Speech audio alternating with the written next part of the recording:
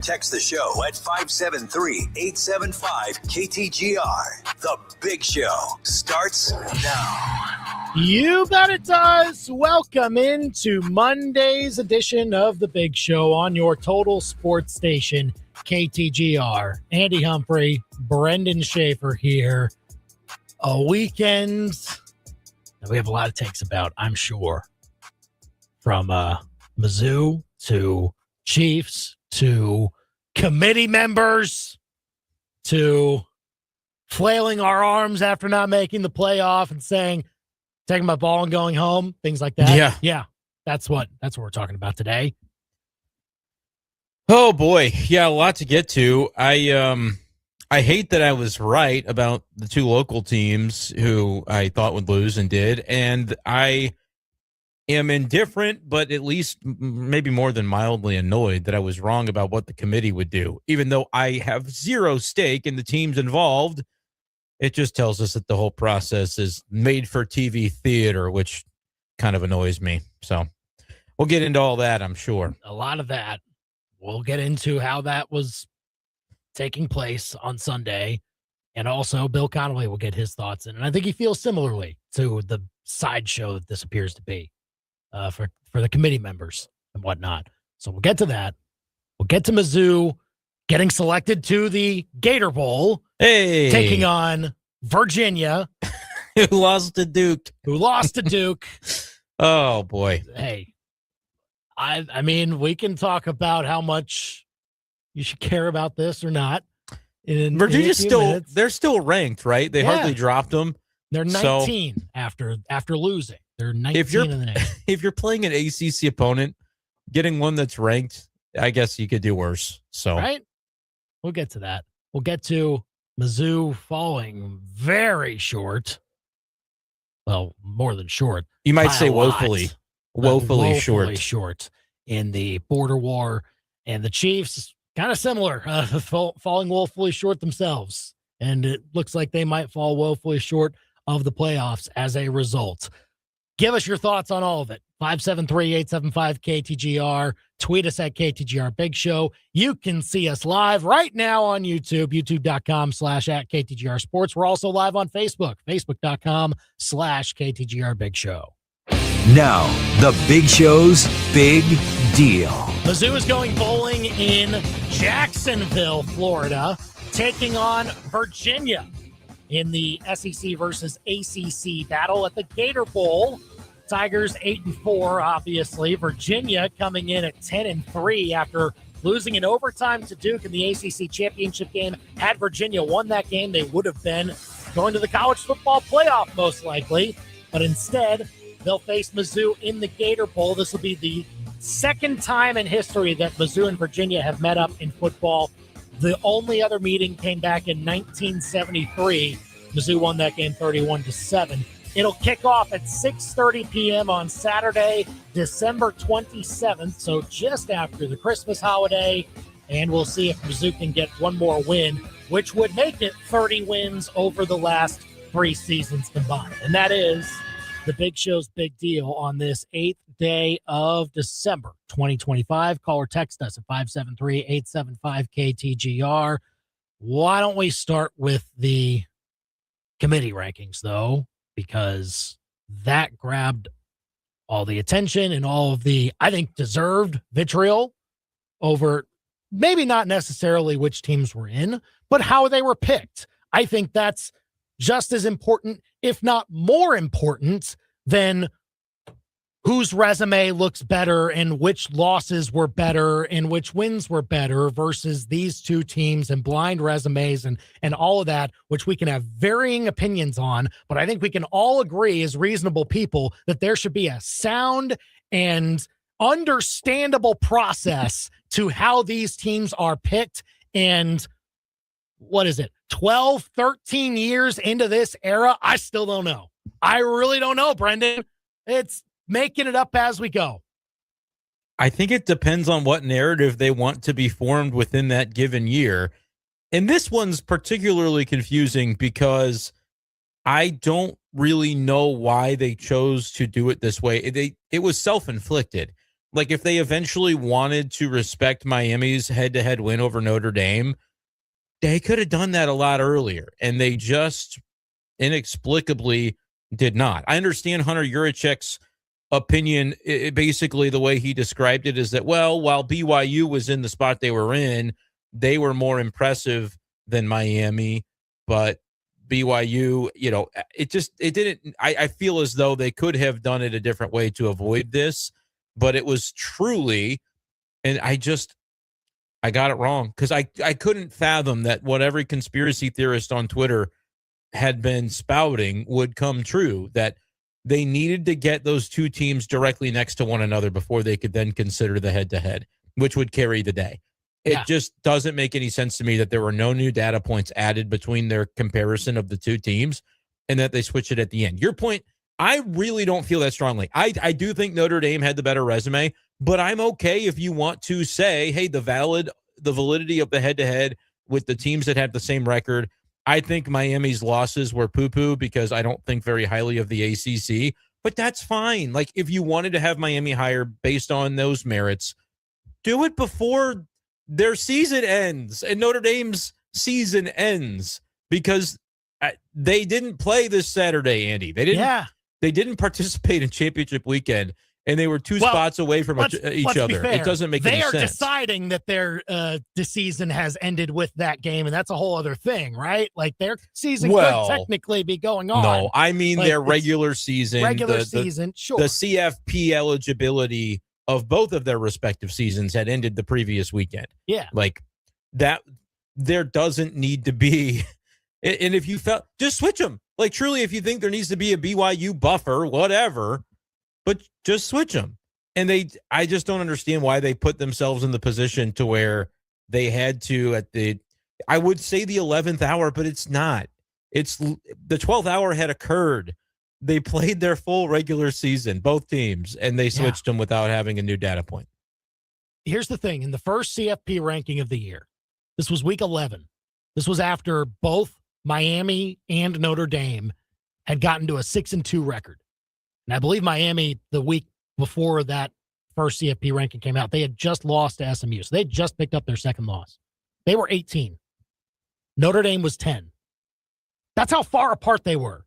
Yeah. Like, at first, you saw their identical 6-2 records as not even in the same ballpark. Yep. Like, and now all of a sudden they are, when they both went 4-0 over the essentially rankings period of this regular season, and Notre Dame beat their opponents, all of them, by more than 25 points or more than Pitt 22 points. Yeah. Pitt was their closest game by final score. Yeah. And it was a 22-point game, and it was a game that Notre Dame led 21-3 at half. Like, it was never close. Yeah. The final score was closer than the game actually was, which, who cares about that minutia? Notre Dame dominated everyone, and they were your 10th best team in the beginning of these rankings. And then, look, Miami did pretty much the same thing. They dominated. Their closest win was at Virginia Tech, which they beat by 17. So, like, they did very well, too. But if one's starting at 10 and the other one's starting at 18 in your rankings, then the only reason why they're next to each other in the end is because of what other teams did. And your evaluation at first was that they were 8 spots apart. Yeah. So they were not in the same group, but now all of a sudden they are, and that just does not make sense. It just doesn't. And they both played Pitt as their best competition during that stretch as well. Yes. Like, it was very comparable schedule. Just a Pitt decent team ended up unranked and a bunch of bums, and they both slaughtered the bums. But like I'm saying, I don't really, I'm not arguing that strongly that I think Notre Dame got snubbed, because frankly, this is like back pay for Northern Illinois. Like, I mean, well, I know that's not what the committee did, but I like in the terms of karmic justice, I'm like, they were good enough to be in the playoff last year, but somebody's eventually got to pay for losing to Northern Illinois on your home turf. I'm fine with that. I know it's a silly comparison, and it's not, again, don't hear what I'm not saying. It didn't bake into the committee's decision-making process, but it's very bizarre that you can begin the rankings process having them so far apart and then all these other teams lose, and so you go, they're next to each other. They did play each other in September. Let's just switch them. Like, where's that game in August? It doesn't matter. August. It's just, it's crazy to me that is how we ended up doing this. Hand up. I didn't think that they had it in them to be that inconsistent, to be that just throw the process out the window. But they did. The committee, gosh, I'd love to hear expanded Eli Drinkwitz's thoughts on this committee stuff, because he's already, gosh, yeah. Went on the Outkick show and spouted off again pretty much about it. He knew, though, before an event like this happened, he's been gesturing at all of this going, this is what I've been talking about, folks. Yeah. This is what I'm talking about. And he knows, because he knows, frankly, knows who those ADs are and knows which ones of them probably are. It's that guy's deciding our sport and who's going to be the champion or who has access to the championship. It's crazy. Well, and look, the Notre Dame of it all, wah. Why? I mean, that's pathetic they're opting out of a bowl, taking their ball and going home. Right. Congrats to Clark Lee on handling it in a responsible, phenomenal job, mature way. He's doing the bare minimum, but I get it. Bowl season isn't what it used to be, but that's just terrible. Jeremiah Love is going to the NFL, and we don't get to see him play one more game in the NFL. Now, look, he might have, or in the college realm, he might have opted out of the bowl, right? And that's the nature of the beast with all this. But that, I just can't believe that if you're 6-6 opting out because the portal's going to hit you hard, it's a sign of the times. Notre Dame, that could have been a really interesting bowl game. I get it. It's the Pop-Tart Bowl. Against BYU. Well, no, that would have been fun. Pop-Tarts Bowl. Don't disparage the Pop-Tarts Bowl. No, that's maybe the most fun bowl that we have. It's the right most now. fun, but the Pop-Tart Bowl probably needs. Is there even a bowl name for it, or is it just the Pop-Tart Bowl? I think it's just the Pop-Tarts Bowl. There's not a lot of prestige. Pop-Tart Bowl is great if you're both 8-4 or 9-3. They get two power conference teams that are pretty good. But if you should have been in the playoff and got snubbed on the last day, I get it. That's not the best destination to land. Texas and Michigan are matching up in an actual bowl game that's existed before all of this corporate sponsorship era. But still, BYU, there's some prestige to the matchup, I would have thought. The Catholics v. the Mormons, there could have been a lot of fun with that. Notre Dame's no, we should be in the playoff. I get it. I understand them feeling snubbed because they were in the spot, and then it was taken away from them. But at the same time, I don't respect not playing in the bowl game. I think that's lame. Yeah, you can have a much better response to that than they had. You can feel irked about how it happened, and I think they should feel irked. It was pulled out from under them. The rug was pulled out.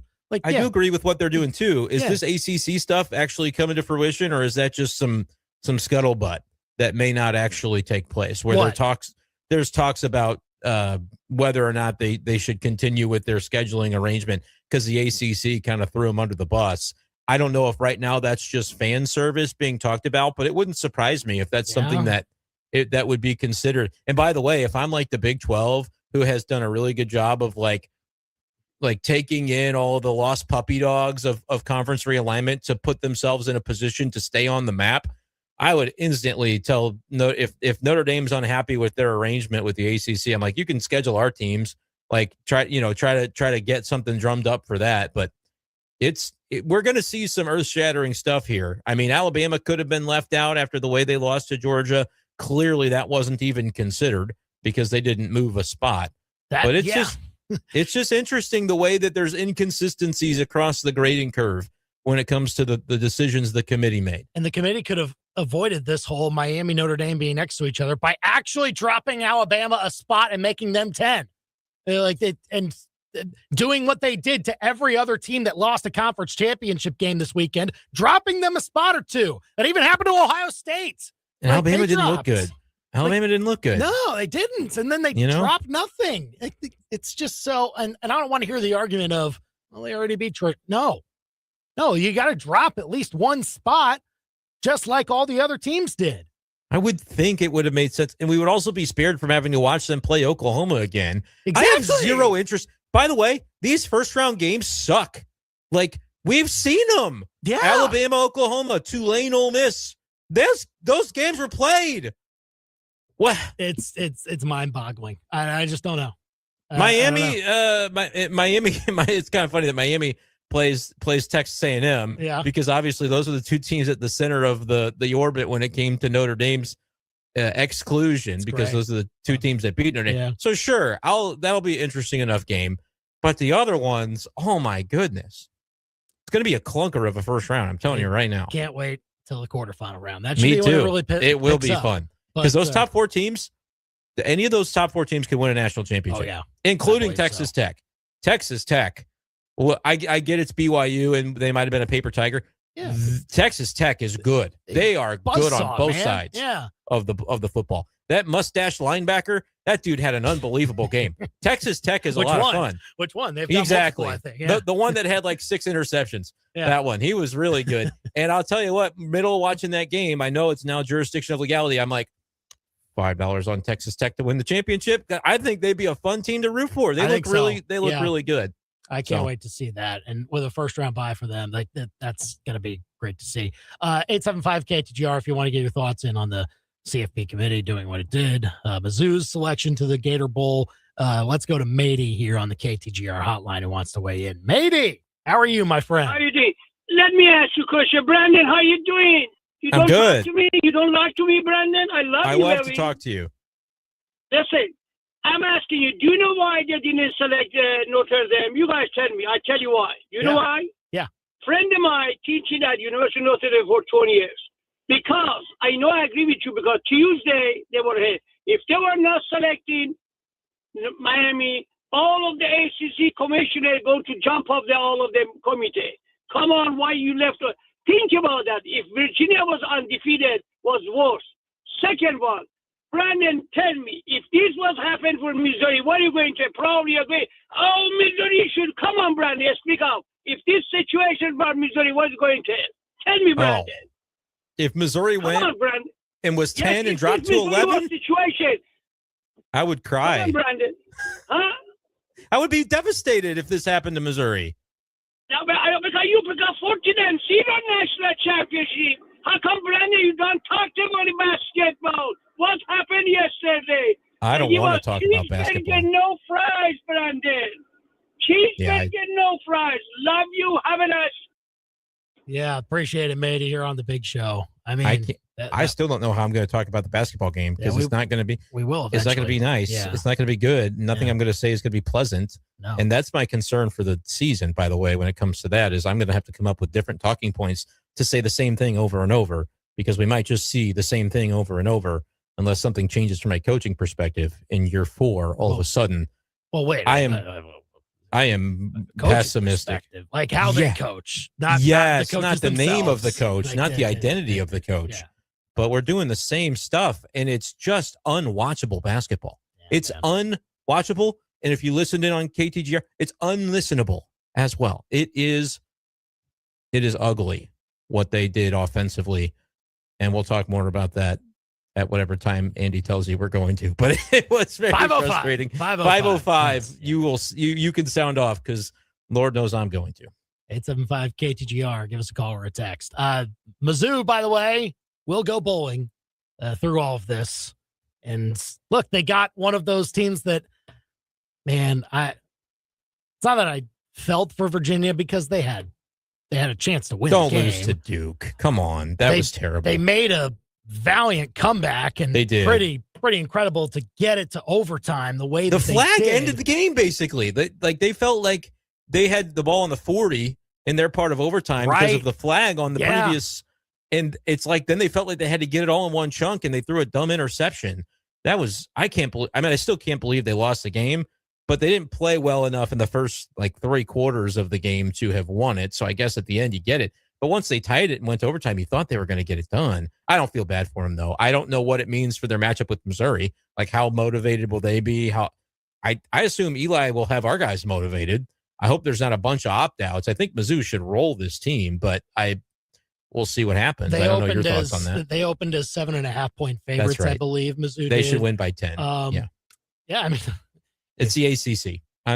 It's the ACC. Okay, guys. if they If Time to what put- you say, time to put your money where your mouth is. Like a And I team will that finished at the top of the ACC standings Yep. this year, facing a middle of the pack SEC team. This am favored by a touchdown and a half, just as God intended. I will be, assuming I don't, the line doesn't go crazy on me, 7.5. I'll put American dollars on Missouri Tigers. Yeah. This is the ACC, guys. I don't know if it'll be that lopsided. I think it'll be a pretty good game, actually, but we'll see. Yeah, most Missouri games are. Playing, who's not, things like that. Yes, yeah. Billy. After the way things ended for the ACC with, Virginia losing to Duke and some talk about, maybe Alabama getting left out, do you think any of these major conferences will make a change to their tiebreakers and just say any teams that are tied, if there's no head-to-head, we're just going to take the 2 highest-ranked teams and put them in? Yeah, they'll say, hey, our high-tech manner of picking these teams we'll let you know. we'll let you know who we want to be in the game when there's I don't know if there does need to be a structure to it. Highest ranking is totally fine if there's no head-to-head tie break. I would say head-to-head first, and then you can go to that. I agree. But do you still trust the committee to rank this the way that it should be? That's fair. Absolutely fair. That's my problem. That's why if I was the ACC, I would say our tiebreaker protocol we'll let you know. Kind of like the Mountain West did, where they're like, we'll let you know. Have a structure in place. We'll tell you. Have a more objective structure in place. I would love SP Plus to be the decider, honestly. I think that would be reasonable as well, but I also don't. That's part of the issue people had with the BCS is they didn't like the computer telling them what to do. Well, I thought it was fine. I didn't, the problem was there was only 2 selected, right? That was, in my opinion, the problem with the BCS. Yeah. But it was like AI before AI, and people don't really, I don't want the computer telling me what to do. I don't know offhand. I could be just speaking wrong. The Mountain West, though, I think said Boise plays on blue turf. That'll look good for our championship game. Let's get them back in there. They're part of this tiebreaker. Let's do it that way. But no, to Billy's question, the ACC absolutely has to change its way of doing things. Although, does Miami get in? I mean, they may have gotten 2 teams in, right? If Virginia was playing Miami and Virginia wins, then would Miami have? Miami would not have made it. Probably not. But that's why I'm saying maybe the ACC will get behind their closed doors and decide what's best for the conference. No, Miami still would have, because it would have taken James Madison's spot. So there would still be a question between Miami and Notre Dame. But with Miami having lost to Virginia, stayed behind Notre Dame, where they weren't going to move them up 2 spots after a loss. Yeah. That's the part about it where the ACC has to figure all that out. But I don't know. We'll get to it as we get to it. Yeah, we'll get to it as we get to it. It's the ACC can just decide they need to do what's best for them, and we should just call it even a power 3. I would be willing to go to power 3 over power 4, but the ACC is just such a joke. I was disgruntled seeing that Missouri was facing an ACC opponent before we knew the opponent's identity. But the fact that we're like the 8th or 9th best SEC team, and we're playing the team that finished in first place in the conference this year before the championship game, great. We'll show you. I'm cool with that, because ACC is just such a joke, man. But good for Miami for getting in. They're a good team. I thought Miami was legit at the beginning of the year, and then they lost to two mid teams. So, but they'll give Texas A&M a run for their money, I think. Give us a call or text at 875-KTGR. We'll keep reacting to the CFP committee's decisions with Bill Connolly of ESPN as he joins us next here on The Big Show, KTGR. The Big Show with Andy and Brendan continues next on your total sports station, KTGR.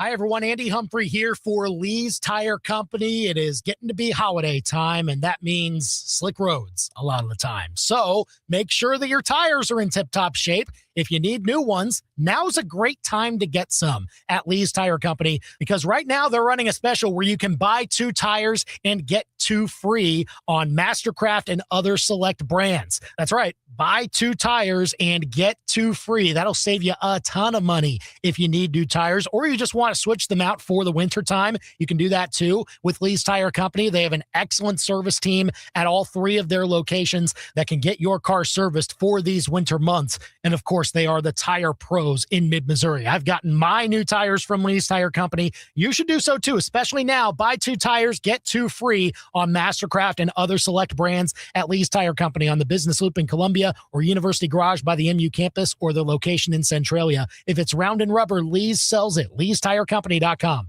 I'm Missouri Attorney General Catherine Hanaway. We've received reports of a devastating new telephone scam involving the use of Bitcoin ATMs to prey on Missourians.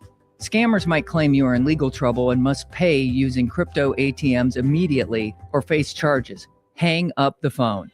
If you've been the victim of a fraud, call 800-392-8222 or visit ago.mo.gov. Sponsored by the Missouri Attorney General's Office. After splurging on matching family PJs, roughly 150 presents, and one very expensive 15-foot inflatable Santa, you're probably running a little low on Christmas coin. So let Family Pawn help for the holidays. You'll save on gaming consoles, instruments, tools, jewelry, and electronics. Don't see what you're after? Head to one of the many Family Pawn locations where you're bound to find what you need without breaking your holiday budget. Not your traditional pawn shop. Family Pawn.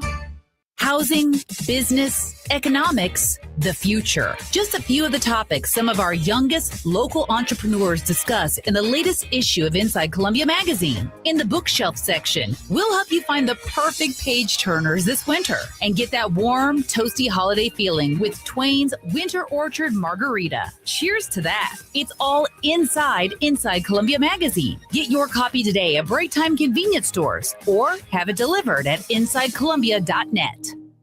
The following is a paid advertisement by Family Vacation Getaways with the purpose of soliciting sales of vacation ownership. For complete details, visit fvgradio.com. If you want a 100% complimentary stay at a luxury resort in Cancun, airfare not included, then Family Vacation Getaways is your ticket to paradise. See website for complete details. We're giving away 5 days and 4 nights to the first 50 callers who can name an animal that lays eggs and is not a bird. An animal that lays eggs and is not a bird. Do you know it? Call now, 800-417-6411. 800-417-6411. You're also eligible for an exciting bonus vacation to Orlando, Florida for just $498. And don't worry about anything ruining your plans. We can extend your travel up to 18 months. Name an animal that lays eggs and is not a bird, and you get a complimentary Cancun resort stay and an optional bonus vacation to Orlando for just $498. What are you waiting for? Call 800-417-6411 and give us your answer. The proceeding is not a contest and is a paid advertisement by Family Vacation Getaways and not sponsored by this program or its affiliates. Your daily fix of local sports lives here. This is The Big Show on KTGR. Get your takes in on how the CFP 12 were selected. Call or text us at 573-875-KTGR. Andy and Brendan here. We'll get our thoughts on Mizzou basketball next hour. Also the Chiefs, as their playoff hopes continue to dwindle. But let's keep talking college football with our good friend Bill Connolly of ESPN. Find him on Twitter at ESPN_BillC.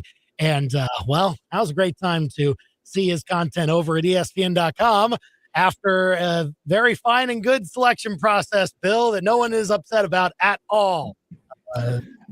Process is the key word. Like the end result, if we had no idea of what the process was, the end result of Miami being slightly ahead of Notre Dame and whatnot, like that's fine. Like I don't think people would have I would have still had a problem with Notre Dame or with Alabama being where they were, because they seriously have not looked like a playoff team in about 7 weeks, and it feels like that should matter.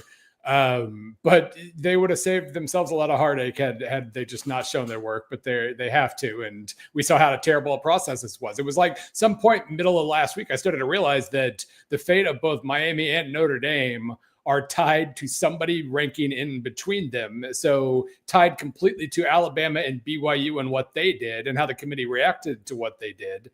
And that's an insane process. That's a terrible process. Suddenly, if two teams are close together or are next to each other and they played each other, suddenly head-to-head goes from mattering to triple mattering, and whereas it didn't before. And just all these little rules that they set for themselves, it's a terrible process. And I beg everyone in charge to take a look at the BCS formula again, because it really wasn't that bad. Andy brought up the point of like when they first released their rankings, you've got one team at 10 and the other at like 18. Yeah. and yet they both blew out their opponents in the next 4 weeks, matching the Pittsburgh opponent and then three nobodies. How can they go from 10 to 18 and say, well, now the head-to-head matters? Is it as simple as going back to a formula and saying, hey, we didn't like it because there were only 2 teams selected, so it felt that like it was problematic for those reasons? Is that your viewpoint, though, Bill? Is that like lean on something like this that can be more objective? Yeah, I mean, they keep trying to set rules for themselves, like head-to-head matters if you're next to each other and all these little things, and it doesn't work. We get 12 or 13 games from 136 different teams, and you're never like, we're going to like rules A, B, C, D, and E. Well, A and C contradict each other half the time, and D and B contradict each other, and in certain cases, C and E do, and you just can't do it. And so, throw everything into a blender. Obviously, these last couple of weeks, I was just posting with the stuff that I know really well, with SP Plus, my resume SP Plus rating and FPI and strength of record. Throw that all into a blender, basically come up with one number. And I loved what it produced. I didn't even expect to like it. I was just doing it to kind of compare where the committee disagrees or agrees. It was pretty much exactly what I would have wanted for the rankings, doing it that way. So we have a ton of ratings out there. You don't just have to use ESPN stuff. You can do a ton of ratings, ton of resume ratings, blend them all together and just let that be the answer. Because I think among other things, it almost helps that a formula is like a faceless entity, like an emotionless entity, instead of a bunch of people in a room behind a closed door deciding your fate. And I think Notre Dame, number one, Notre Dame's ranking compared to Miami's wouldn't have changed like it did the last 5 weeks with a computer rating, seeing that they're playing the exact same teams with the exact same results. But there wouldn't be nearly as many unexpected moves, and it just wouldn't feel as personal. I think that's why Notre Dame ended up backing out of a bowl yesterday, is it felt like it was personal, like they had been part of a reality show and had the rug taken out from under them, and you would get rid of that part of it. I think this is one area where getting rid of the human element would work very, very well. Bill Connolly of ESPN here on the Big Show, KTGR and the KTGR app. And the thing is, the committee could have done, something to keep the buffer between Miami and Notre Dame by actually dropping Alabama a spot because they lost. Yes, and simply because they lost by 21 against the team that they had already beaten this year at their place. So, just the fact that they didn't even do that when they dropped all other teams that lost their conference championship games at least a spot. Also, your reaction. I thought that's why they bumped Alabama ahead last week, so that they had a cushion to drop Alabama if they lost the way they did. 5 ranked teams lost conference title games on Saturday or Friday and Saturday. 4 of them dropped at least one spot. 1 of them did not. And the fact that determined Notre Dame's and Indiana's fate when they didn't even play in the game is insane. And this is just, I'm done. It's humans. There's no perfect system. It's humans. We're all fallible and all that stuff. But we've seen the way this plays out every single time the committee has a hard choice, and the process that was revealed to us is terrible. So let's just take the humans out of it. How much do you feel the sizing of these conferences has brought about these unintended consequences, where now people are going to look at this one year and say, well, what the heck? We had 2 group of 5 teams based on our rule set that has to go in. I don't know what the perfect answer is from that perspective, but I'm curious for your thoughts on just the continual nature of unintended consequences almost seemingly every year as they try to continue tweaking the system, wreaking havoc the way that they are. Yeah, my friend at The Athletic, Ralph Russo, always talks about how, when they devised the 12-team playoff with 6 conference champions and 6 at-large bids, it was for an entirely different universe than the one that actually existed once the 12-team playoff came into effect, because the Pac-12 got devoured and suddenly all these conferences got even bigger. And it is funny. I've seen that reaction. 2 G5 teams, we got to change this. No, it's the ACC's fault. It's not the system's fault. The ACC was too stupid big and had too many teams finish with the same record that hadn't hardly played each other at all. And they had kind of come up with tiebreakers 2 years ago on the fly, basically. And they found out the hard way that those tiebreakers didn't work, and Duke won the title because of it. And that's why we got 2 G5s. It's not James Madison's fault. First of all, they're better than Duke. Let me just very clearly say that they're better than Duke. They're probably better than Virginia. So the playoff actually got lucky in that regard. But no, like this is, and we've already, this is what happened with the BCS too. Well, I didn't like how that turned out. Let's tweak how the formula works. And we've already done that. 1 year into the playoff, we decided we didn't like the conference title buys anymore. So we created a 1 versus 2 Indiana versus Ohio State matchup that made almost no difference whatsoever to the playoff. They got 1-2 anyway. And now we want to tweak something else. Well, we got to have them rank at least 20th or something. If no, just have the conferences fix their tiebreakers, even if it just means like head-to-head common opponents CFP ranking as the third tiebreaker across the board. Even that would have solved Miami's problem and the ACC's problem, and maybe Notre Dame's problem. And yeah, just make fix those things. Don't worry about fixing the playoff or changing the playoff every single time you don't like the results, because you're never going to like the results. There's always going to be something funky, and it's maddening. Bill Connolly of ESPN here on the Big Show KTGR. Not to get you fired up about probably another thing that we were fired up about earlier, but just these first round matchups too. We get rematches of Oklahoma, Alabama, Tulane, Ole Miss. Are we coming towards a first round that maybe looked a little bit like last year anyway? Or how do you kind of view these types of matchups with how the committee ranked them and put them in these spots? Yeah, and with Tulane Ole Miss, like obviously that was a little tricky, because if you move something around, number one, I don't want them to move stuff around. That's when we get into trouble. But even if you do, then suddenly, the spread was going to be enormously different playing Tulane versus Miami, and you don't want to punish one team. And so I get that was kind of awkward, and maybe you have to live with that. But also Tulane played, like Jake Retzloff played the worst game of his life against Ole Miss. He's going to play better this time, and it's going to be at least a decent game.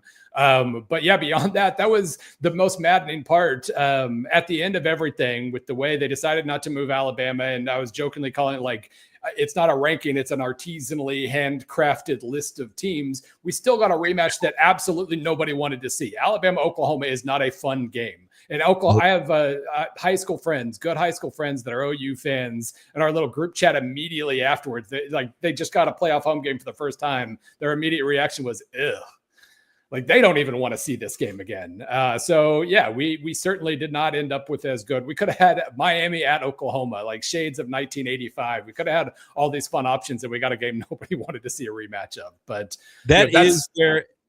Yeah, I'm sorry, Bill. I was as like not the numbers guy. I do want them to lie to me. I want them to fudge the numbers to produce a better matchup and lie to me about the reason. You could say, we discovered that Auburn win wasn't so great for Alabama. We had to bump them back down. Sorry, our bad. I thought Cam Newton was the quarterback. Never mind. I was like, their logic wouldn't matter to me. It could be as flimsy as it was every week, and I would go, oh, cool. We at least have some good matchups, because then I guess you would have gotten Alabama A&M, which would be maybe another. Yep. We haven't seen it, so it could have been interesting. I say this too. I'm consistent. NCAA tournament basketball, I want them to fudge the numbers and tell me with a straight face that they didn't come up with like the creative matchups, but that they behind the doors absolutely did. Yes. That's where we may differ a little bit on that. No, with the tournament, especially where you have 4 12 seeds and 4 5s, if you have a fun pairing, then absolutely. No, I mean, and I do think, if we went in my little dreamland with a formula and everything, there could easily be a situation where if you can move 2 teams to avoid a rematch, and also and it doesn't change the spread too much of those games. Like if it's not going to, give you a much better or much worse team, then do it. Just flip them and give us stuff we haven't seen before. Because even you think about all the pairings we could have had with A&M and OU hosting either Miami, Alabama, or Notre Dame. The only terrible one was Alabama at Oklahoma. Even if it was a Notre Dame A&M rematch, that game was fantastic. I would have loved to see the rematch of that one, but I do not want to see Alabama and Oklahoma ever on the same field again at this rate. Bill Connolly of ESPN here on the Big Show KTGR and the KTGR app. Further up towards the top, though, Bill, and maybe even based on kind of what we saw this weekend with the teams that won their conference championships and everything like that, who would be your favorite right now if you really had to pin it down? And did Indiana change any of that thinking based on how they were able to eventually get the win against Ohio State? Yeah, I mean, if this is a bet your all your life savings on one team, I'm still probably taking Ohio State the second time. But it's very clear that was just a good even though that was kind of a consequence-free situation, I just wanted to make sure that I was pretty sure Indiana could absolutely go toe-to-toe with Ohio State, and we saw that they could. So that was fantastic to see. Those two teams are great. What was funny is this week with my SP Plus ratings, Indiana closed the gap on Ohio State. Ohio State's only had a little bit. Texas Tech closed the gap on both of them, because they have played 3 teams in my SP Plus top 20. They've beaten them by an average of like 34-8.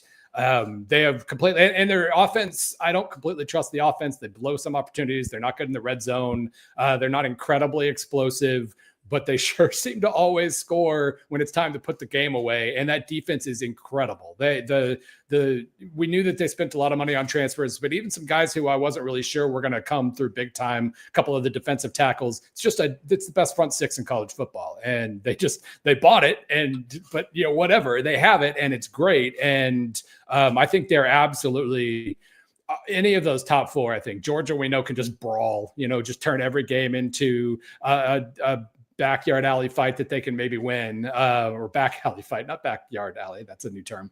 But I think all 4 of those teams could absolutely make title runs. I think, Ole Miss, maybe A&M, or definitely Oregon. I think any of those can make runs to at least like the semis, beat one of those top 4 teams. So that's the other frustrating part of all the madness and seeing the process and hating to see how the sausage is made, because we should have, maybe not after with the first round, but we should have some really, really interesting potential plot twists once we hit the quarterfinals.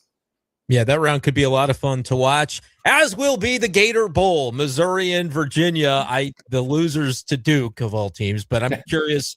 Obviously, we don't know opt-outs and who's going to be actually playing in the game, but your thoughts on that matchup for stylistically Mizzou versus the Cavaliers? Right. Without knowing who is or isn't going to play, just looking at the two teams as they played this season. I mean, Missouri's better. That's when, that's the first thing you probably want to hear. But also, I mean, this is a pretty fun Virginia team. They can run the ball pretty well if you let them. The passing game really, really trailed off. The offense as a whole really trailed off midseason. I think they surprised a lot of people early, and then, you buckle down and study what they're doing. You start to come up with some answers, and they were able to, teams down the stretch were able to force more mistakes. So that's probably good. Assuming Missouri has some semblance of their defensive ends that we think they're going to have, that should work out pretty well there. They avoid negative plays, so they're able to compete in the field position game, and they do force turnovers really well. They force mistakes, they force turnovers. If you hold on to the ball, you're probably going to beat them.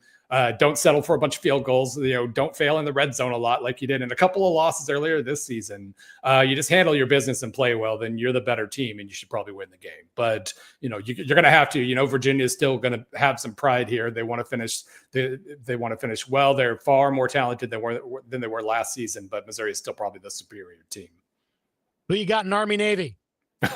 Well, it's always who I don't think. So my gut says Navy, so we're going Army.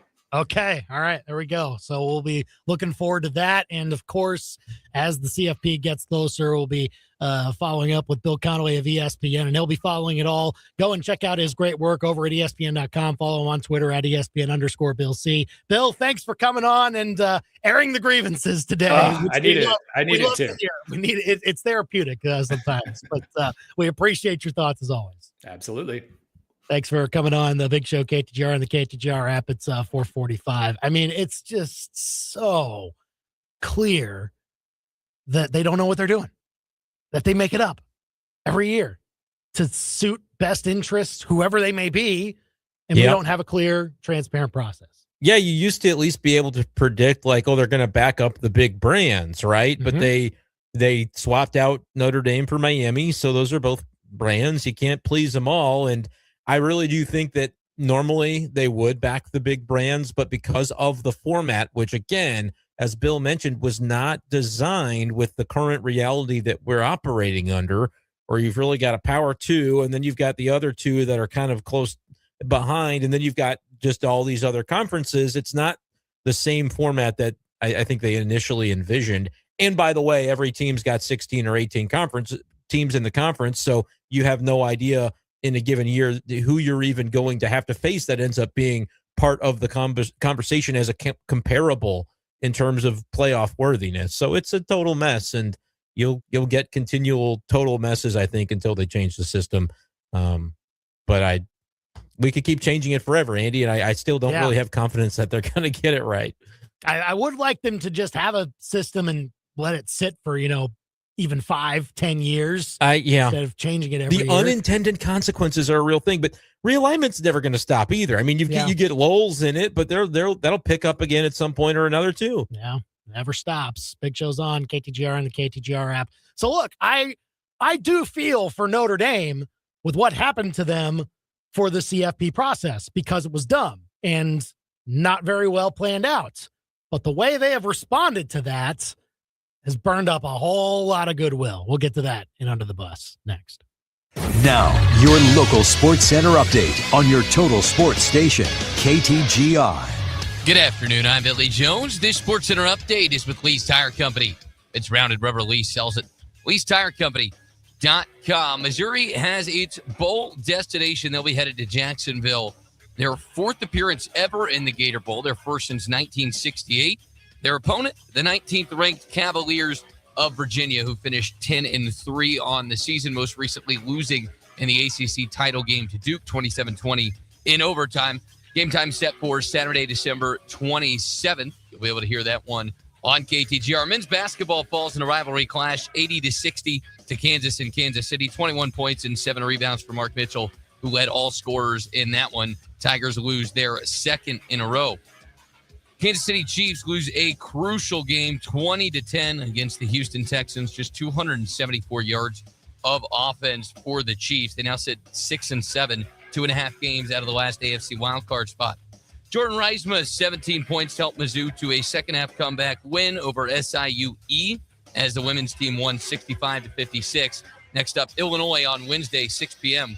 And the Blues go 2 for 2 north of the border. They beat Ottawa 2-1 and Montreal 4-3. Up next, your ABC 17 Storm Track forecast.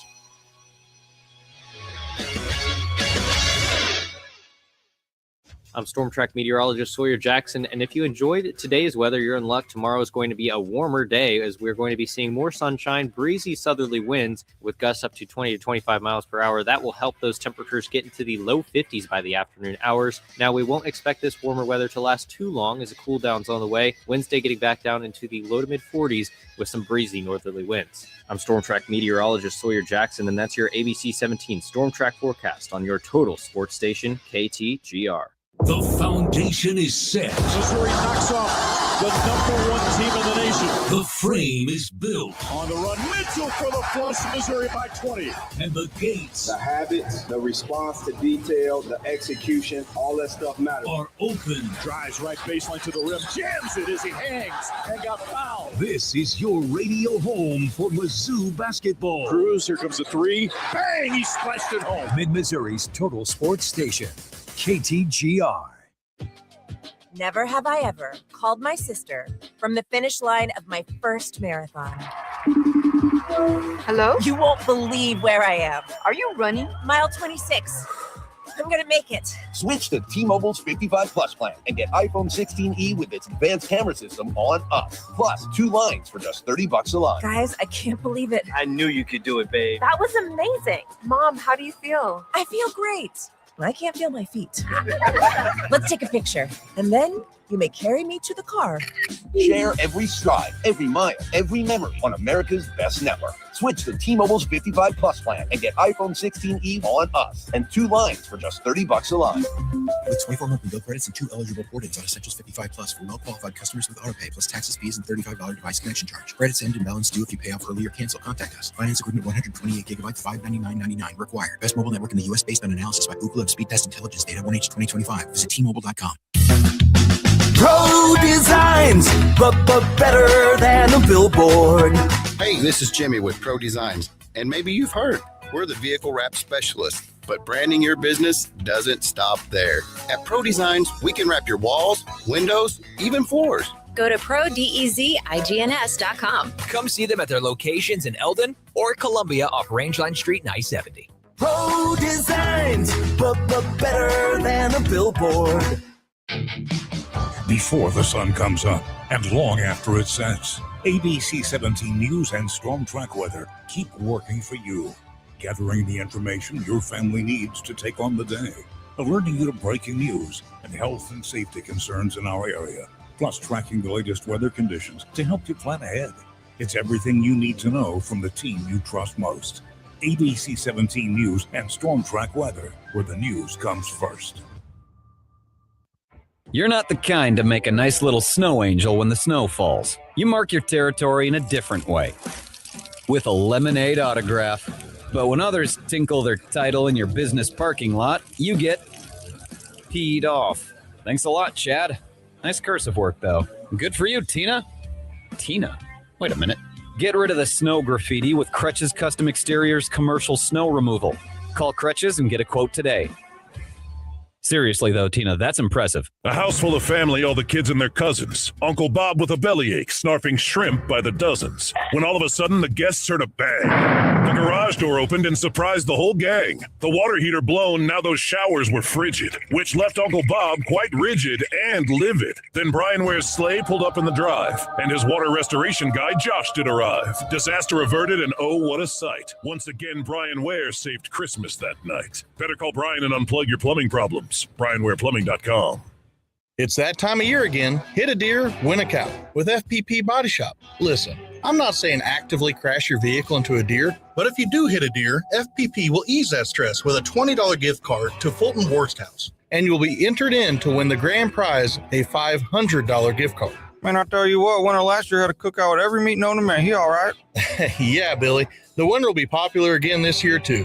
With FPP, it's easy as 1, 2, 3. Hit a deer, win a cow. FPPBodyShop.com. The best local sports talk around on your ride home. You've got The Big Show on KTGR. It's time to go under the bus on The Big Show. Look, Notre Dame, the committee did not do the right thing to you. Told you that you were in the playoff for 5 weeks, and then all of a sudden told you, even though you won all your games and you weren't playing a game the last weekend, that all of a sudden you weren't. Like, that's terrible. It should not have happened, if you ask me. But the way that they have responded to it also should not happen. Saying that now you're just not going to play in a bowl game, and apparently you all met about it and said, no, we're going to skip it this year. This should not be what Notre Dame does as one of the premier college football brands. Like it or not, that's what they are. And whether they should join a conference or not is a completely different discussion, but like, at least participate, just like everybody else is that feels irked by the college football playoff selection process. Like you mentioned, Brendan, Vanderbilt probably feels irked too, as does Texas and BYU and all these other, like, to varying degrees. And whether they're right or wrong is one thing, but they've responded the way that they should, which is, all right, suck it up. Let's try to finish our season strong and win one more game, because that's what we do. And by the way, as a program, get extra 15, 20 practices, or I mean, you get opportunity to continue building up your program. The day Eli Drinkwitz turns down a bowl game and those extra practices will be the day that he's like, oh, I need to hang him up if this isn't the way that I want to spend December. Like, those practices are going to be meaningful. And I'm surprised, honestly, that a team of Notre Dame's caliber has arrived at that decision. But then again, there's a lot that has been surprising about this process, and you just add it to the list, I suppose. And look, I think this is a unique situation. This is not the same as like 5 and 7 teams turning down bowl bids. Oh, agree. Or even 6 and 6 if you're getting hit by opt-outs, like whatever. Or even what Kansas State and Iowa State are doing, saying like they're eligible and they're just flat out not going, which they're going to be punished by their conference by. They're getting fined $500 million. Yeah. Wow. Yeah, for that. So, like, that's a whole different situation. They're being punished, but Notre Dame is not part of a conference, so they don't get punished by any of this. And that, to me, is very unfair for this entire system. And, like, now, is there a deal where there's a clause that moving forward, if they're in the top 12, they have to be included? Why are we continuing to bend over backwards for these guys? It's that they're a big brand, but they're not that special to just get that kind of special treatment. Why is it that every other big brand in college football gets to operate under the standard way of doing things, and then we just continue to bend over backward for Notre Dame? I thought they deserved it over Miami resume-wise. I'm glad they're out. Yeah. Like, I really am, based on their reaction to all of this. Yeah, that under the bus. I also agree with that. And also, just a quick Hunter Yurachek under the bus. You were terrible at this. He was terrible at this, Brendan. Worse It's at just so bad. Worse at being Arkansas's AD or being the CFP chair. Go. Oh, I don't have an answer. He's pretty I bad have to at think both. about Yeah. that one for a while. Yeah, that's fair. It's time for the sweetest thing in sports on The Big Show. Hey, man, this is pretty cool. Rams and Cardinals over the weekend, and afterwards, Harrison Mevis and Darius Robinson get to swap the So jerseys, good. have all that. Like, wouldn't I have love predicted that would have happened like at the start of the year because Harrison Mevis wasn't on a team yet, but now he Yeah. was, and like that. Now gets to have that he's moment. going to get a ring. Yeah. I mean, Harrison Mevis is going to win a Super Bowl. That's pretty special. Just, don't hit the game-winning kick against, like, the Texans or somebody like that. That'd be awesome. Yeah. I remember when Greg Zuerlein was still the Rams kicker because he was a holdover from the St. Louis days. I Yeah. love Greg the Leg. When he hit that field goal to beat the Saints, I think it was, to advance, I was like, oh my gosh, that's my guy, Greg the Leg. And I was like, oh, I have to watch the Rams in a Super Bowl. So it was like conflicting emotions. My point is, I've already been through this once. I think I would have the guts and just like the gumption to be able to root for Mevis to hit that kick just There because you he's go. a Mizzou guy. I will turn it off after he does because I don't want to see Kroenke. Right, I don't want to yeah. but I would root for you, Mevis. Like, that's our guy. That's why I love it. That'd be awesome. That'd be nice to see. Well, Mizzou men's basketball has not been all that great over the last week. What do we think about their loss to Kansas? We'll talk about it at 5:05. And the Chiefs continue to crunch down their playoff hopes. We'll get to that at 5:25. Leland, I think Mom's been hitting the candy canes again. Yep, she said if you come into Bet's Jewelers and say you heard this ad on the radio, you get $100 off. $100, no minimum. No catch, any jewelry in stock. So earrings under $100? Free. Should I tell Dad or should you? Ho, ho, ho. Merry Christmas from Bet's Jewelers. Beautiful moments begin at Bet's. Begin at Bet's. Oh, look, a new idea from your same old agency. Except, isn't that what they pitched you 3 years ago? It's like they don't even care. Well, we believe relationships should evolve. At Fuse 32, we don't do autopilot. We challenge, create, and deliver. Real people, real strategies. None of that smoke and mirror stuff. If your agency's gone stale, maybe it's time to start exploring your options. Because comfort zones don't build brands. Fuse 32. There's nothing we can't do. Fuse32.com. This weekend, cancel your plans. Brunch is calling at the Dive Bar in Columbia. Start with biscuits, not just any biscuits, local made, buttermilk, sweet corn, even gluten-free, smothered in scratch-made gravy, pork sausage, or the chorizo. Don't forget the loaded biscuit, fluffy omelet, drenched in gravy, stacked so high it's basically brunch art. And then there's the Dive Cristo, smoked ham, house-made raspberry jam, gooey cheese wrapped in a flaky puff pastry. The Monte Cristo wishes it was this good. Brunch Saturday and Sunday only at the Dive Bar in Columbia. Don't just eat, experience. So, Mr. Fancy Dancy Sports Car Dude, you say you were distracted by a raccoon feasting in the road? Okay. How about the fact that you were going way too fast when there's like 5 inches of snow on the ground? Nice ditch you got there, bro. Now you need a savior, a do-over. Find your phone and just Google I-70 Towing. They're Mid-Missouri's go-to crew for slide-offs. When your winter world seems to have been wrecked, call the team they hope you never have to meet. I70towing.com. A raccoon. Just ridiculous. KTGR AM Columbia, KTGR FM Fulton Columbia, K286CL Columbia, in Missouri's total sports station. KTGR. I'm Christine Lisi. 1 week after undergoing surgery on a fracture in his non-throwing hand, Chargers quarterback Justin Herbert expected to play on Monday Night Football against the Eagles tonight, 8:15 Eastern, ABC and ESPN.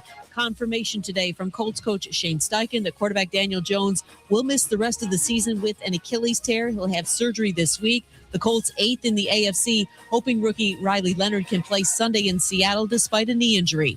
ESPN NFL analyst Dan Orlovsky. Riley Leonard still has perimeter players. Michael Pittman Jr. was really good. You saw him move the pocket, get outside, use his athleticism, find players like Alec Pierce, Tyler Warren. So is he good enough to keep them afloat for a game or two? Yes. To keep their playoff hopes alive is hard. The loss of DeForest Buckner, the loss of Sauce Gardner, now Daniel Jones.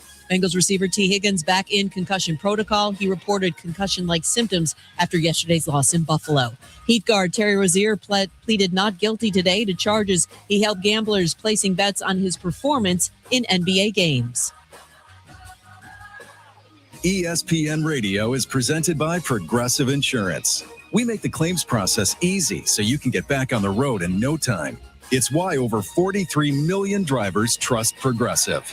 See for yourself at progressive.com. From Faro. 15 to the 10, to the house. Bush. Back to the wall, and it's got her. And Arrowhead. Touchdown! Kansas City. To your speakers. This is the big show, baby. Get fresh takes on the biggest sports stories in mid-Missouri. Right now, this is The Big Show with Andy and Brendan on KTGR. Well, boy, oh boy, did Andy's Texans ever give him a great birthday present. Happy birthday, by the way, Andy. Yeah, he got to enjoy his Texans beating the Chiefs, although I don't know how much he could enjoy it since his wife is a big Chiefs fan. But, yeah, I got to hear more about his experience watching that game on Sunday night. Honestly, I don't want to hear anything about how he enjoyed the Mizzou-Kansas game in basketball Sunday afternoon, but we're going to have to talk about that too. So we'll get into the Mizzou talk coming up in just a couple of minutes. Chiefs-Texans talk at 5:25. Is it over for Kansas City? I could probably still devise you a path to the playoffs, but I don't even think I want to for this team at this point with the way that they're playing. 573-875-5847. You can give us your thoughts on all those topics and more. But first, it's 5 o'clock. It's time for the top 5 at 5 on The Big Show. Number 1. If you want to trade away for curtain number 1, you can have curtain 1. So Mizzou's going to the Gator Bowl. Only the fourth time that they've been to that particular bowl game, and it'll only be the second time ever that they will play Virginia in football. The last time came in 1973. So at least from that aspect, we get a matchup that we haven't really seen all that much. Obviously, didn't want a repeat matchup with Iowa. Illinois is going to be a game that comes up in a couple of years. There could have been other interesting opponents there, but I think all in all, Mizzou had a pretty good draw when it came to their bowl game, and it's a game that they should win if they play up to their standard. We don't know about opt-outs yet or who's going to be playing or who's not, but I think Mizzou's a better team than Virginia, despite the fact that they were only a step short from the CFP. We'll see as the Tigers prepare for it. It's Saturday, December 27th at 6:30 from Jacksonville, and you'll be able to hear it right here on KTGR. Number 2. Number 2, your timing is impeccable. Man, the CFP committee, maybe it just needs to be blown up. With the way that they tinkered with the very thin line between teams like Alabama and Miami and Notre Dame. I'm not doubting that, and you can go back and forth as to who actually deserved it. But the way that they did it to Notre Dame, telling them for weeks, yeah, you're a playoff team. But then at the very end saying, oh, no, you're not, because all these teams in front of Miami lost, and so now Miami's next to you, and they won the head-to-head. That is way too much emphasis on head-to-head, and it's what I feared when this process started, when the first rankings came out. Look, we might have gotten the best teams, but I don't like how we got here. Number 3.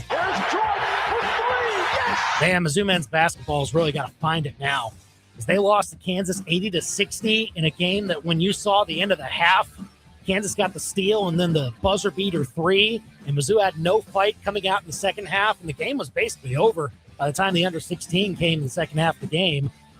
Now Mizzou at 8-2, their only chance left at a non-con feather in the cap is the bragging rights game. And do you think they're going to win that? The way they're playing now, I don't think so. Number 4. Oh, shanked it. Man, the Chiefs' playoff hopes, you need a microscope to see them now as they lost to the Texans 20-10. And the decision by Andy Reid to go for it, not once, but twice on fourth down on back-to-back drives when his defense was playing so well, and it gave the Texans a chance at free points, essentially. Man, that was uncharacteristic. Number 5. What the 5 fingers? Say to the face.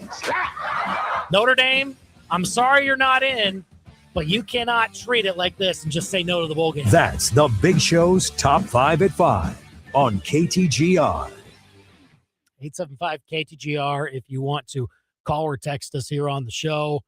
And again, I'm seeing takes of like, oh, this is a referendum on bowl games now. Like the system's broken and teams don't want to play in them anymore because Notre Dame said no to them and other teams said no to them. But all these teams are saying no for different reasons. Notre Dame is saying it for a very unique reason, and I think it's a bad one. And it sets a bad precedent. So, like, if this does, in fact, keep going on, then, yeah, bowl games are in trouble. But, like, Notre Dame should not be setting this type of example for how this sport should operate going forward. And, like, I get it if they think they don't get enough out of playing in the game, but I do think it's selfish and to avoid it for selfish reasons. But it's Notre Dame we're talking about. They're selfish enough to think that they're better than everybody else and don't have to play in a conference.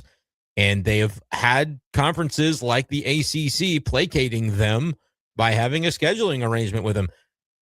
Frankly, if I'm the ACC, I go, this was too close to call. We don't want to have anything to do with Notre Dame anymore.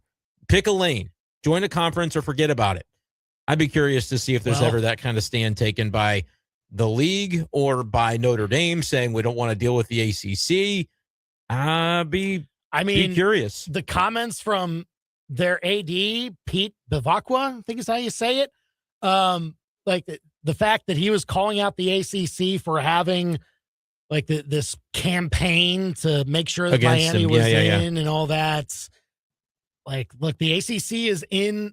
They have Notre Dame and all their other sports. Yeah, it like, got in messy. their conference. Yep. And so, like, is there going to be a fracturing of that relationship too? And now all of a sudden, like, those other sports get burned by that? I would think not. I would hope not, because that's not the fault of the women's soccer team or anything like that of what's happening in football, and they would be punished by it. Their commissioner says, quote, they have certainly done permanent damage to the relationship between the conference and Notre Dame. Yeah, man. I mean, that's a direct quote. We were mystified by the actions of the conference to attack their biggest partner in football and member of their conference in our 24 of our other sports. Yeah.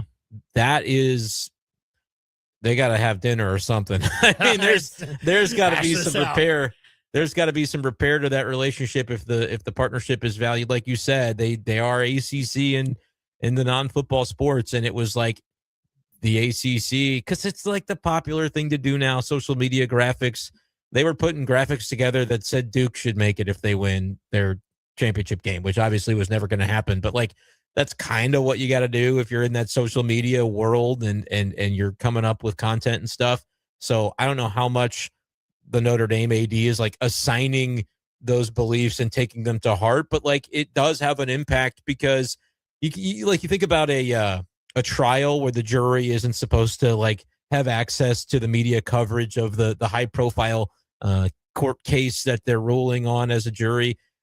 Inevitably, these ADs are scrolling social media. The committee sees what's out there. And Absolutely. so like and that's why people complain so much about the ESPN talking heads having their influence because of the relationships between the conferences and the networks, and do they favor one over another? Like there's been a lot of angst about this. So I'm not surprised the Notre Dame AD is angsty about it too. And look, the ACC network playing on a loop that game from week one, Petty. it might have kind of worked because Hunter Yurachek, as dumb as his comments have been to try and explain this whole process, and boy, is he dumb. Like, come on. Just to reiterate. Yes. But just to say that, look, I encouraged the committee to go back and watch that week one game and give their thoughts on it. I really don't think that thought goes in the back of Hunter Yurachek's head if he realizes that the ACC network isn't, playing that essentially back to back on Thursday, Friday, or like during the entire conference championship Saturday. Yeah. It's just. There was a question that I guess it was Reese Davis who like really does try to drill down a little bit because his inquisition of Yurachek has been uncomfortable at times in recent weeks, but necessary because the ESPN guys are taking a lot of flack for various reasons. I thought his questions were good, but it was just kind of funny to see those interactions and to see Yurachek kind of try to explain, the thoughts of the committee. But there was one such question where it was almost like a knowing, like I was, maybe I'm reading too much into it, but it's as though Reese knew what the answer was from talking to him behind the scenes. Yeah. That, hey, to illustrate, it would only take one or two people to kind of flip their opinion on where those two teams sat to be able to flip the committee, because in theory, it wasn't as though it was 12-0 unanimous in previous weeks, right? And Hunter Yurachek's like agreed with the sentiment of the question. So it could have been very tight in the committee. And over the course of, the week, you have, the faction that is going, guys, we're getting this wrong, we got to fix it. Convince even one or two of the people on the other side. And then you've probably got the agnostics in the middle that go, I don't know, they're pretty similar. I don't have a strong take. Like, it could be as simple as one voice in that room that overpowers the others and kind of got its way. And when you consider that possibility, knowing that, like, for example, Arkansas faced Notre Dame and had to fire its coach after that game, or felt it was such an embarrassment of a loss, again, you'd like to think these people are above the bias, but you don't think there could be some bitterness from a committee member that goes, oh, we're going to show Notre Dame they really made our life hell by beating us by 43. Not saying Yurachek did or didn't do that, but it is exactly what we talk about when saying leaving it up to the committee on such matters is a dangerous game to play. Mm-hmm. Here's my fix, and then we'll talk about Mizzou basketball. I know God we're dang it. trying to stall as much I was as about possible 8 minutes away from being able to avoid it altogether. I understand. Here's the, because we're complaining a lot about the process instead of offering a solution. I think I'll offer one up. I know we're changing rules every year in college football, but like this, let's do this. Still have the committee. Have the committee, but don't put them in a room together. Put them in a room, every single committee member by themselves in a room, and make them. It's a lot of rooms. Well, yeah, they've got a lot. The Gaylord Texan, I've been there. It's got enough space. All those Gaylords are nice buildings. They've got one in Nashville. Yeah, they're really good. Yeah, they're really good.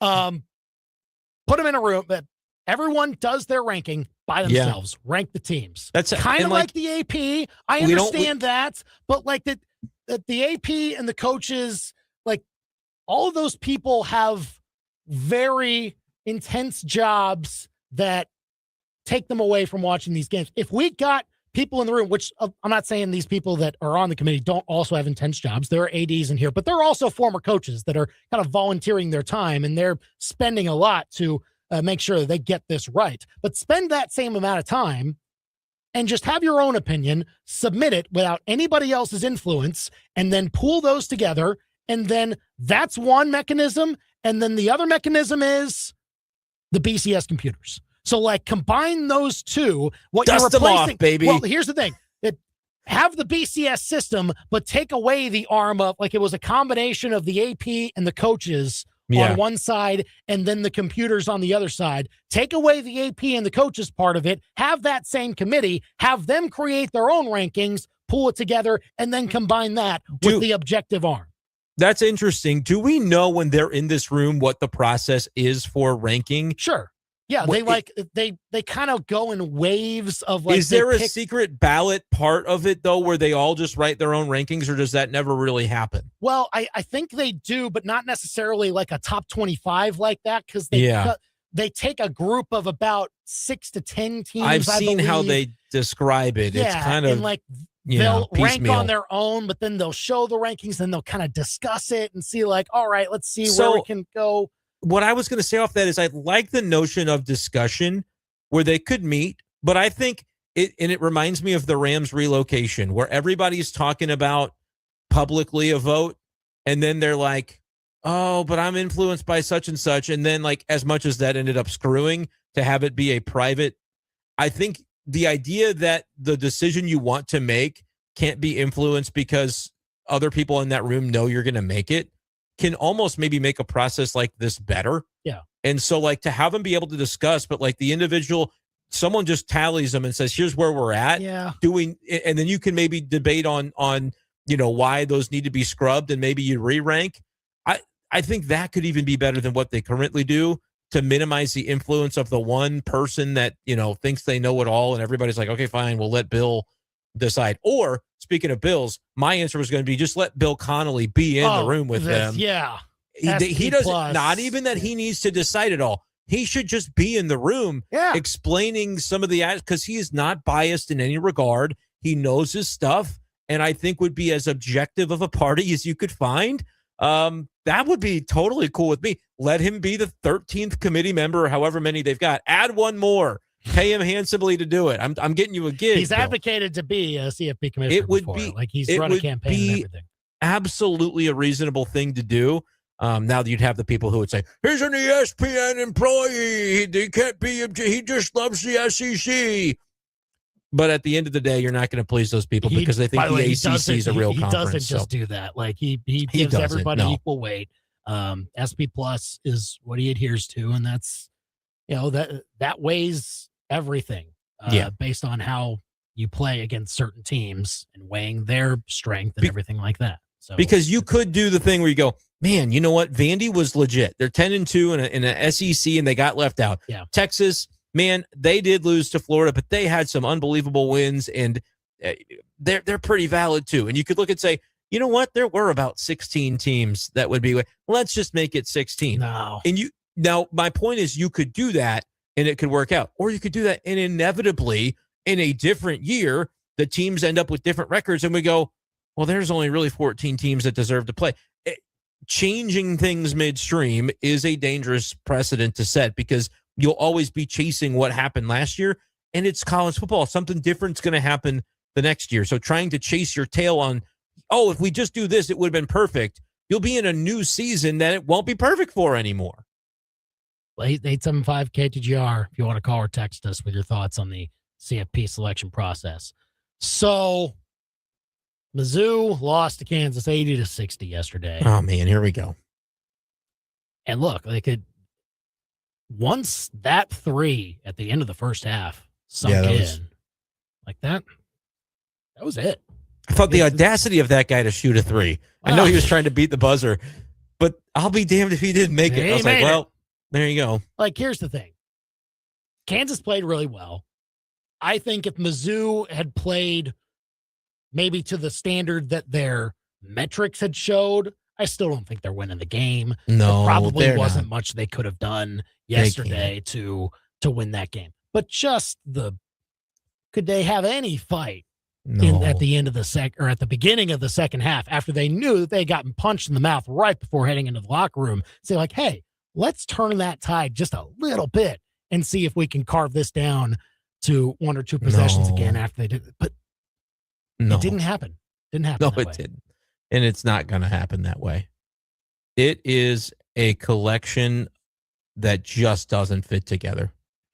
I don't know if I don't that. Yeah. I don't know if I can assign so much credit to a Trent Pierce who frankly was up and down at times last year, right? But we're trying to project and say maybe he can be the key piece this year and take a step forward. It's always about a guy who showed some flash and some promise taking a step forward into prominence when you lose your key contributors, your key scorers, and then I'm saying I don't feel comfortable doing that because I think to the last time we did it was with the 0-18 team where we said, man, Caleb Grill was hurt all year and you had Tanjay leave and he was injured and then he turns into a great player. And so like you could look back on that year and say, man, if those two were healthy, it would have been a different story.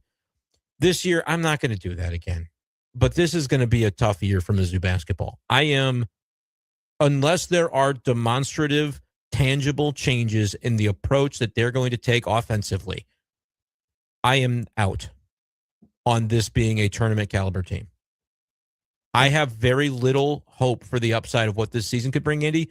And I get it. Kansas is probably a top 20 team in the country. And so like, don't overreact, but they offensively just over and over again flailed their way into the lane and hoped to get a foul call. And that's their whole plan in the half court. And they've got 2 guys that can score the basketball. Mark Mitchell is incredible, but he cannot do it alone. Jacob Cruz will be hot cold with his 3-point shooting. They've got nobody else that has a semblance of a clue of how to score on most nights. It is glaring. And I am not sure what about it is going to turn around. I am Well, out. I don't think they've got it in them this year. Here's what I think needs to be tweaked. Because they have players that can get to the rim.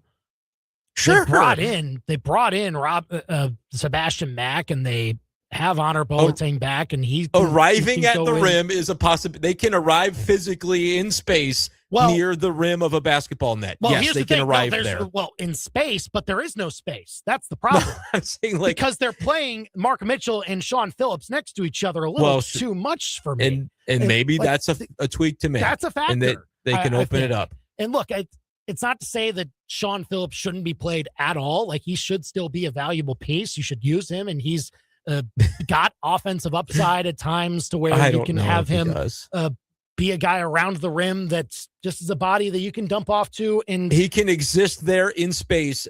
Like, by space, I mean like on the grid of the earth. He can be near the basketball rim. Sometimes Absolutely. it's at your detriment because you have guys like Mack and Robinson who need to operate by coming off pick and rolls and making defenses react to that. And when there's space down low, that can work for Mizzou, but it also requires that you have at least two players on the outside that can hurt you. And right now, Mizzou only has one, Jacob Cruz. That's it. No one else can hit threes, it seems. Jaden Stone being healthy would maybe change that a little bit. Absolutely. And help out. But right now, they can't shoot. The setup is just not forming well. No. And not to anyone's real benefit. So there does need to be an adjustment. I can't tell you what it is. It is play smaller. It is play more athletic. You can't play Sean Phillips very much. I get it. You hoped he could be more of a rebounding presence for you, but guess what? You don't care about rebounding anyway. So just let's not fight it, because what it is right now is just untenable basketball. It was on a side screen for me. I was watching Brady Cook try to throw for the Jets. Like, that was, I put the basketball game on a side screen and muted it. I couldn't deal with it anymore. No, most of the second half, there was no reason for Mizzou fans to really watch. Like, from the SEMO game, I said emotionally they're not going to get me this year because I just think they're going to come up a little bit short in some of these areas. I'm watching every game. I'm into every game. I cannot emotionally get to a place where, like, I let these losses bother me too much, because I think there's going to be a bunch of them if some things don't change. And look, like, if they don't beat Illinois on Monday, which I don't think, judging from what we've seen recently, they won't. Like, they will not. Probably not going to happen. No. Then to be a tournament team, you got to be above 500 in SEC. We got to stop. I came up with the analogy. It's going to be our very next topic. It's the same. For us to spend all year going, here's how Mizzou can be a tournament team. Here's how Mizzou can be a tournament team. It's us talking about here's how the Chiefs make the playoffs. Well, two things that aren't going to happen. This weekend's like, give it up. That put a nail in the coffin for me. I'm not going to say that about Mizzou 10 games into a 30-game schedule. Do you want me to? I'll come out and say this. Okay. The Chiefs are more likely to make the playoffs than Missouri is to make the tournament. Okay, I disastree with that entirely, but that's fine. But that tells you where it's not. That illustrates where I am on this basketball. That bears out team. even by the numbers, but that's just. I mean, I'm just. Look, I that's get where it. I'm at. There's not two not so great games in a row. Yeah, and like, there's still time for you to A, get a little bit healthier, and B, figure out what you can do offensively to offset, what teams are doing to you at the moment, which is clog the lane, make sure Mark Mitchell, he can get points every so often, but nobody else finishes at the rim, and just clog that up, because Mizzou can't hurt you from the outside of one person. And so, like, that's how Mizzou's going to be played defensively going forward. Alabama State's probably going to do that on Thursday. They can do whatever they want. You got to be able to adjust to that. You're better than that team, so you should win that game handily anyway. But I can't evaluate whether I cannot, when it's Alabama State, evaluate what they need. I can't talk X's and O's about Alabama State. Just beat them by 30. Well, and they probably will, but like, you still have to work out some sort of formula that you can then translate somehow against Illinois, and maybe it works. If it doesn't, then you're back to square one, and you got to find a situation for conference play. But, like, look, the schedule still provides opportunity to get in. It's just, you now have to overachieve over what the metrics now say you're going to do, which Ken Pom projects them to go 8-10 in conference play now. And that's not going to be enough at this point, even with an Illinois win, if you ask me. 8-10 in the SEC will not be enough for Mizzou to get in. I would agree with that, and I would take the under on 8-10. Man, I'm pessimistic today. There's going to be some SEC teams that are much worse than Kansas that they can beat. Yeah. There's how many are going to be worse than Notre Dame? I'm still going to come back to that and say, like, if you're in a dogfight with the lower half of the SEC when you go to their place, maybe you'll win some of those coin flip type of games. You'll certainly lose some of them, though. I do think at home they'll probably be inclined to play better. That's maybe one saving grace is like, okay, they lose at Notre Dame, and this was a neutral, which definitely favored KU in terms of the crowd support, which I thought it would. That would be maybe the saving grace is if you come back and you play those conference games at home, you clean up enough of your home games to sniff out toward a 9-9 or a 10-8. But again, I feel like I'm doing the Chiefs thing again, where I'm looking at the schedule going, oh, maybe. I just think we think Mizzou is about 10% better than they are when we're having these conversations. Maybe possible. 20% better than they are, especially without a Jaden Stone or Trent Pierce. We got excited about Trent Burns for a half a second, and that's, I guess, not a thing anymore. Like, I don't know, dude.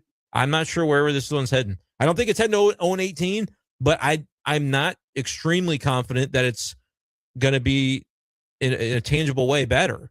Where, like, if you're 5-13, who cares? You know what I mean? It won't mean all that much, right? Yeah. So that's kind of until it'll be very much a show me. If they want to show me, I'll get back on board. But I will not be lured into every single game getting my hopes up, because I don't see anything on the offensive end that tells me they are close. They ramming into the lane and hoping you get a foul call and wildly throwing a ball at the rim is not offense. And that's what they did on Sunday.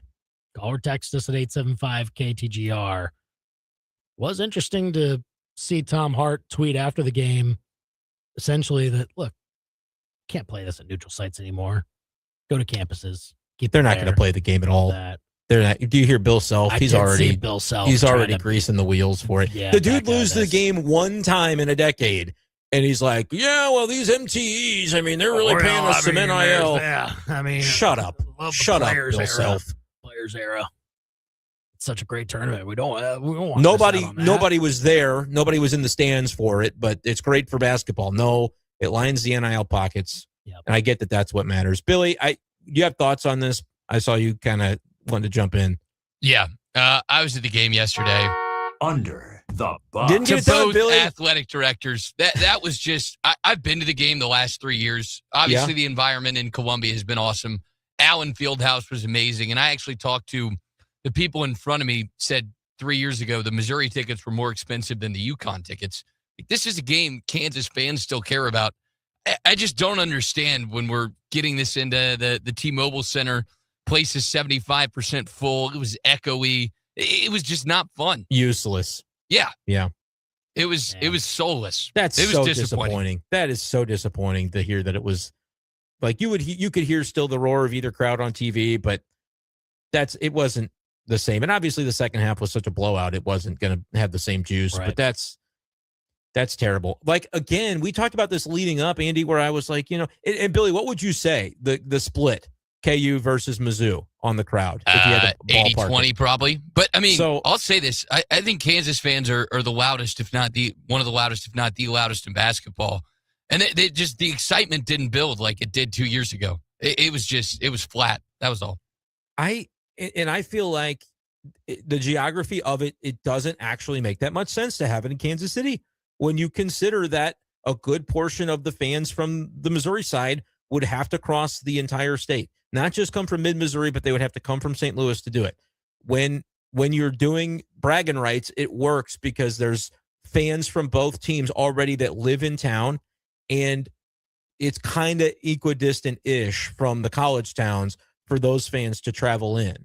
And I just don't think it works as much to have border war in Kansas City. Just my take. And it's interesting that Billy had that experience and kind of said, yeah, didn't have the same juice. And I sure hope that if they do renew it, that they don't put any more games in Kansas City. I'd rather it be there than not at all, but it does seem like a wasted opportunity. College campuses these types of rivalries, it's easy. And it should be a moneymaker. Like, if you can't make money on that, whatever sponsorships you need to do, like, come on. That's a no-brainer to me. 875-KTGR if you want to call or text us. Get your thoughts in on Mizzou, Kansas. We'll also talk about the Chiefs not being able to get it done against the Texans. Another missed opportunity. And, those playoff hopes are almost completely gone. So we'll get to that and much more next on The Big Show. Follow The Big Show on Facebook, X, Instagram, and YouTube. And keep it here on your total sports station, KTGR.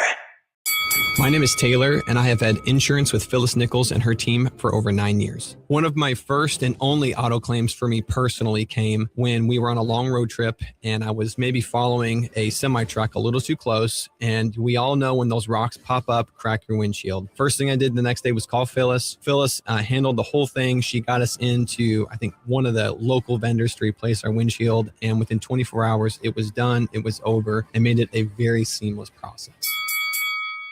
The warm scent of maple spiced coffee fills the air. And is that a hint of Caribbean rum? That must be Caldy's Coffee Highlander Grog Brewing, our decadent maple spiced blend that's won fans nationwide. Loved for how it smells and for how it makes you feel. Each cup brings back the comfort of a classic coffee morning. Cozy, nostalgic, maple spiced coffee. Shop Caldy'sCoffee.com for your bag today. Also available in pods. If you're fed up with promised promotions that never come through, or you simply feel overworked and underpaid, maybe it's time for a change. Make sure your job search starts at MidmoHires.com. There, you can browse lots of local companies hiring for their next superstar employee. Plus, these are local jobs, so you don't have to up and move your whole family just to find a job that you enjoy. If you're looking to move up the ladder, start looking at the job openings posted at MidmoHires.com. Great local companies hiring great local people. MidmoHires.com. In a warm Missouri home, on a cold winter's night, old Ebenezer Scrooge sat trembling with fright. Not from the snowdrifts or the wicked cold wind, but a skittery scratching that came from within. Then a spirit appeared. 'Twas the ghost of pests past. Remember the ants you ignored? Now they're back. At once the ghost of pests present appeared. Look, ants in the kitchen, and mice drinking your beer. And then one final shadow, and he was no fun.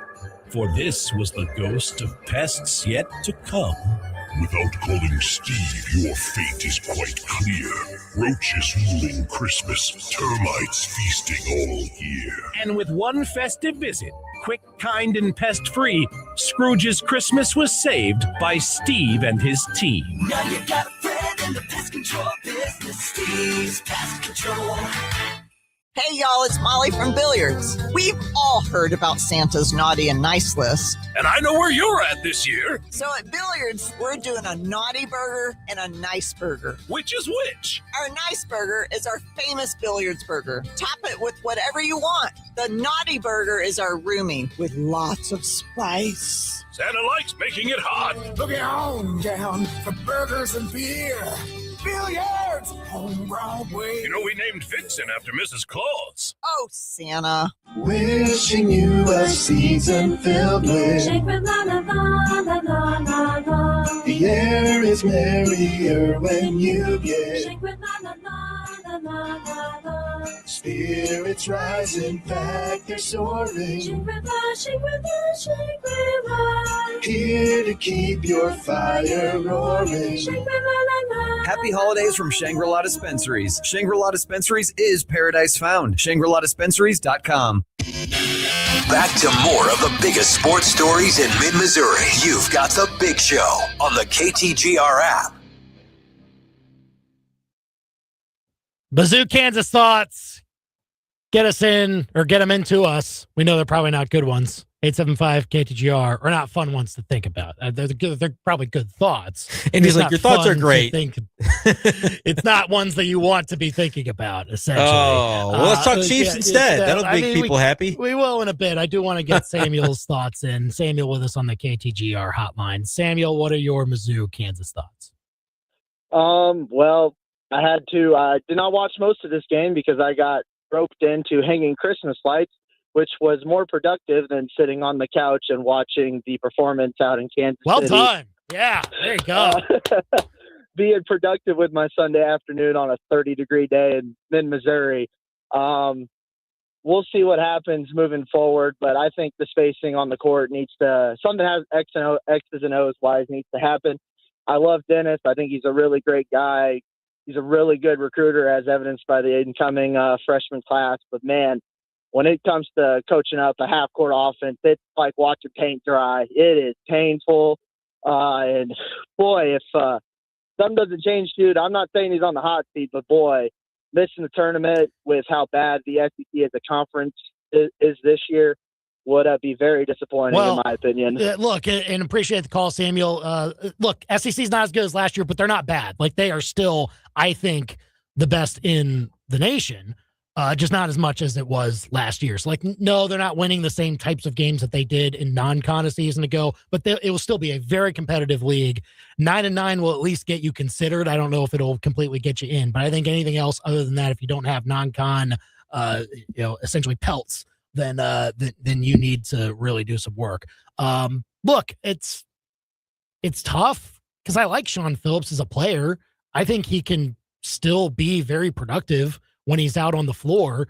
I just think at times when he's playing 20 minutes like he did yesterday and only 4 other guys are playing more minutes, like Sebastian Mack and Anthony Robinson. Now on Robinson, I think it's a little bit different because he's your point guard. He can be a difference maker, I think, in a lot of different levels of the floor.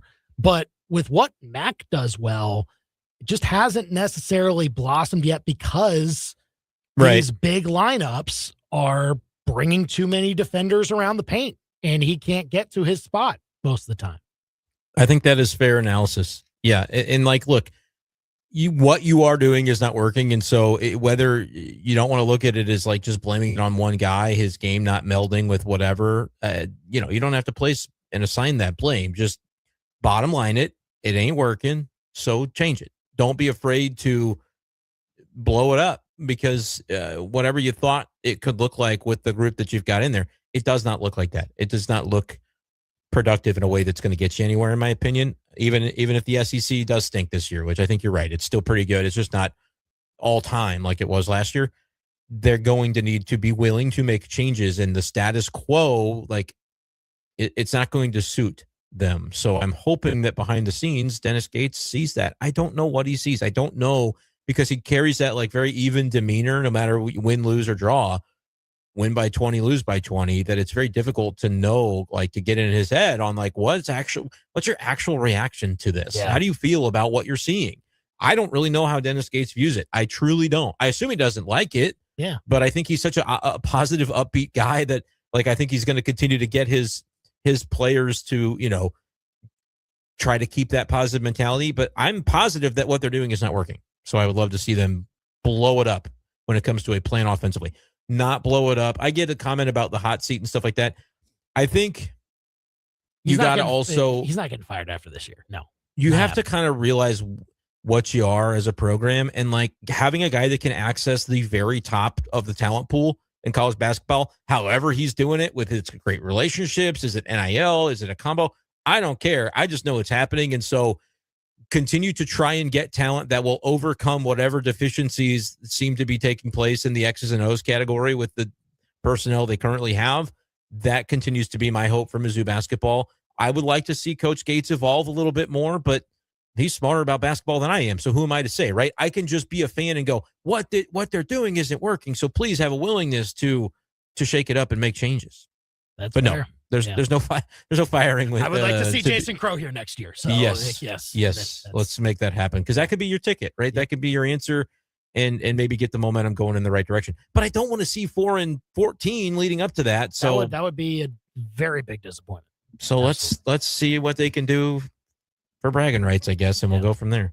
875 KTGR. All right, Chiefs, Texans last night.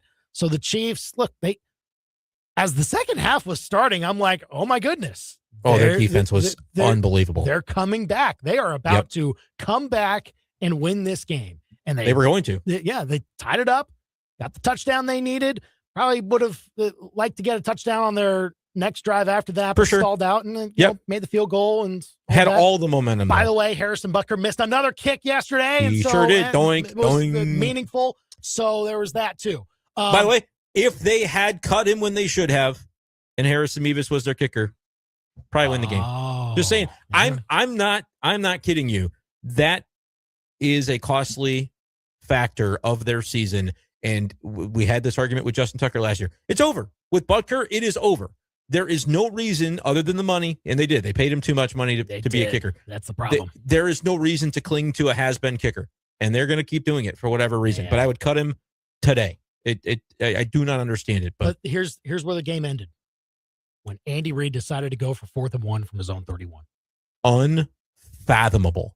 It's one of the worst. And I'm the go for it every time guy. But the Chiefs defense looked like the Legion of Boom.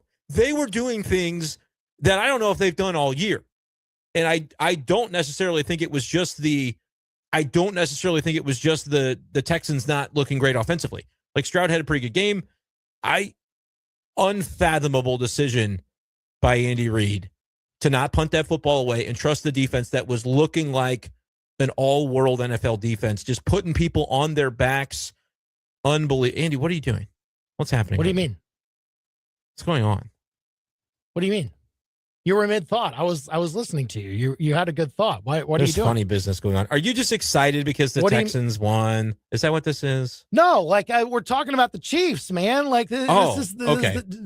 Just someone a Chiefs show, right? It's a We're talking Chiefs. about the Chiefs. Yeah. It's all about Chiefs the did Chiefs. wrong. Yeah. Yeah. We're doing that. Why? What Poor what Chiefs. what happened? What are you? I don't know. There's just stuff on my screen that I'm seeing. Oh, stuff on your screen? Yeah. Like, did somebody hack into our chat or something? What's going on there? No. What do you mean? I don't know. It must be a glitch. What do you think? I don't see it. Took the torch of the most clutch quarterback in the league from Mahomes. What is going? Who's writing this? Where are you reading that? I don't. It's a glitch. My computer is glitching. These messages that are being sent.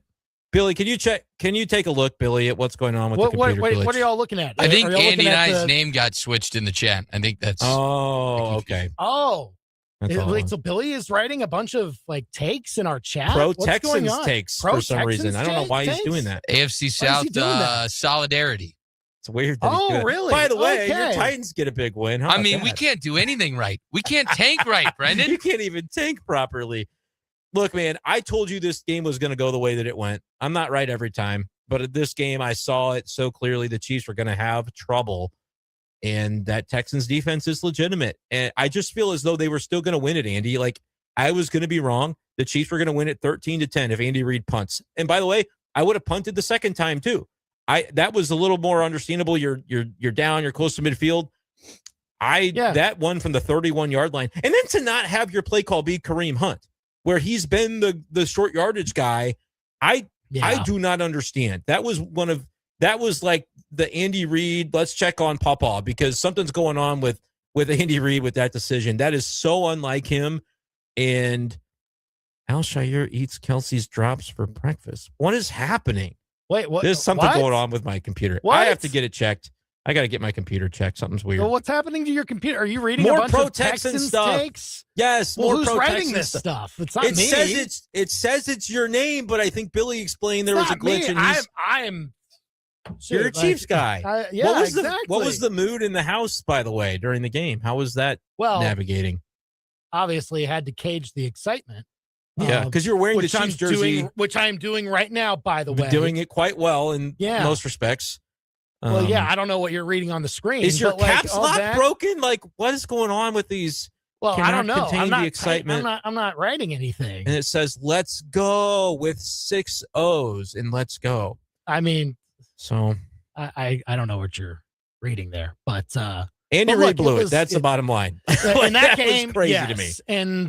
And look, the Chiefs now, like, sure, they can win out. But I saw this stat from I can't remember his name, but he's an ESPN guy. Said the Chiefs have a 54% chance of making the playoffs if they win out. And I think the Chargers would have to be I was trying to go through to be the team that they bounce. The tiebreak would come down. By the way, I think the Chargers would have to lose out, or would have to, if they're tie breaking, would have to not win another AFC game because the Chargers the Chargers could win tonight and get to 9, but then they would have to lose out to AFC. So Chiefs could have maybe the common opponent advantage. Cody Schrader is a Texan. Billy, how did you know that? Oh, Cody Schrader's a Texan now? What happened? Is this a real thing? Let's see. Houston you Texans typed Twitter. it.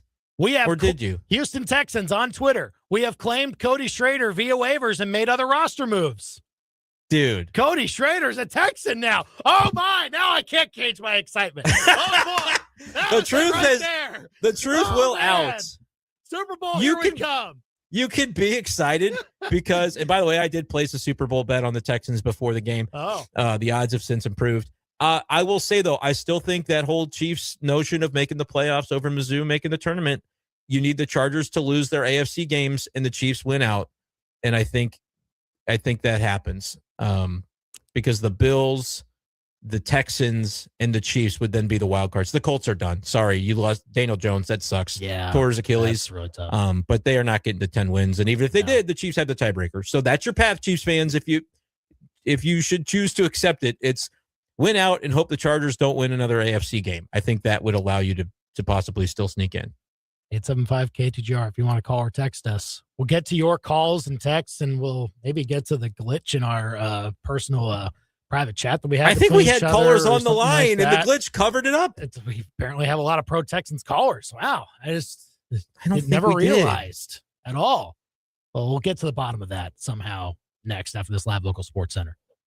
Now, your local sports center update on your total sports station, KTGR. Good afternoon. I'm Billy Jones. The Sports Center update is with Lease Tire Company. If it's round and rubber, Lease sells it. LeaseTireCompany.com. Missouri selected for the Gator Bowl. They'll play 19th ranked Virginia in Jacksonville. Cavaliers finished 10-3 on the season and lost in Saturday's ACC Championship. Game set for Saturday, December 27th. You'll be able to hear that one on KTGR as Mizzou looks to make it 30 wins in 3 years. Men's basketball falls 80-60 to Kansas in Kansas City yesterday. 21 points and 7 rebounds for Mark Mitchell as the Tigers drop to 8-2 on the year. And the Chiefs lose 20-10 against the Texans.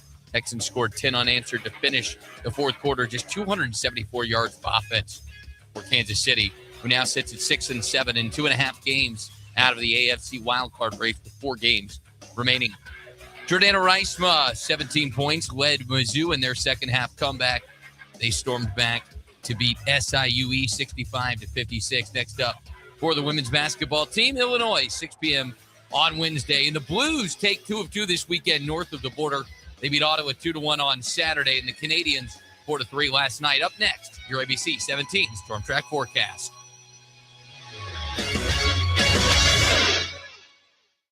I'm Storm Track meteorologist Sawyer Jackson, and if you enjoyed today's weather, you're in luck. Tomorrow is going to be a warmer day as we're going to be seeing more sunshine, breezy southerly winds with gusts up to 20 to 25 miles per hour. That will help those temperatures get into the low 50s by the afternoon hours. Now, we won't expect this warmer weather to last too long as a cool down's on the way. Wednesday getting back down into the low to mid 40s with some breezy northerly winds. I'm Storm Track meteorologist Sawyer Jackson, and that's your ABC 17 Storm Track forecast on your total sports station, KTGR. High school hoops. Switches on the crossover, Euro step inside, high off the glass and in. At its best. Catch it on the left wing, turns around and knocks down the three. KTGR is your home for the best high school basketball matchups in Columbia. Follow the QBs, Bruins, Spartans, and Trailblazers all season long on KTGR's High School Hoops Game of the Week. See the full list of game broadcasts on KTGR.com and listen on the go with a free KTGR app. High school basketball lives here on your total sports station, KTGR.